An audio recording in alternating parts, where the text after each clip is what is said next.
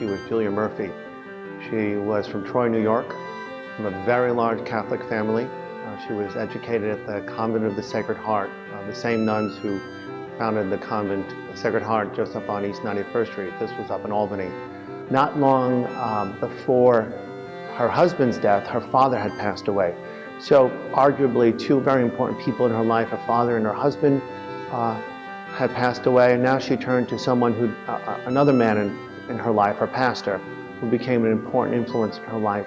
And then Father Hearn raised his dream with her, the dream that he began to have when he was the rector-president of the College of St. Francis Xavier, now Xavier High School, of a tuition-free Jesuit high school, which was what St. Ignatius, 3.5 centuries earlier, had always hoped for, that the schools, and like all the ministries the Jesuits operated, would always be done so free of charge.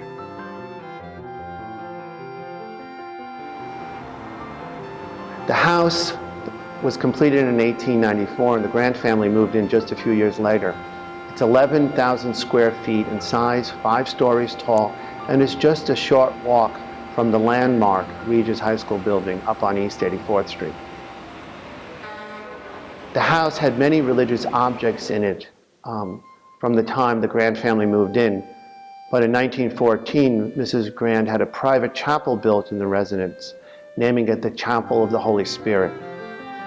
This chapel was designed by McGinnis and Walsh, the same architects commissioned some years earlier to design Regis High School.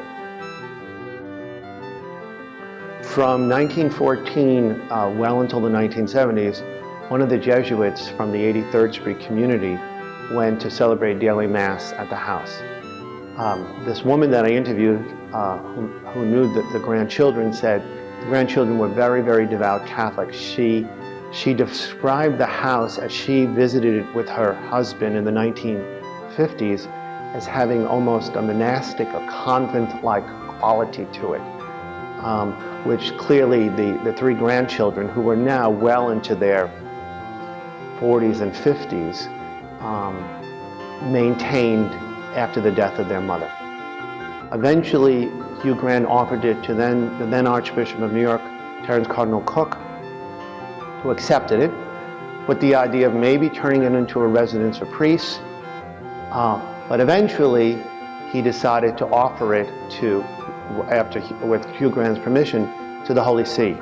The Vatican, since 1964, had had a permanent observer status at the United Nations and had sent over various archbishops to hold that role. And Cardinal Cook said that the Vatican was looking for a residence for their diplomat, their ambassador. Upon John Paul II's visit to the United States, to New York in 1979, October of 79, he stayed in that home and met Hugh Grant just a couple of years before his death, who greeted him and welcomed him into what had been his home for many years. So that's where Pope John Paul II stayed, his visit in 79, his visit in 95, and then again when Pope Benedict came in 2008, he also stayed at this residence, and now in just a few days, Pope Francis will stay there for the 2 nights he spends in New York. As he's driving uptown or downtown from East Harlem in the Catholic school, he will be passing at least a few blocks by a school that has preserved the vision of St. Ignatius of a Catholic education, a Jesuit education for young men, irrespective of their ability to pay for it.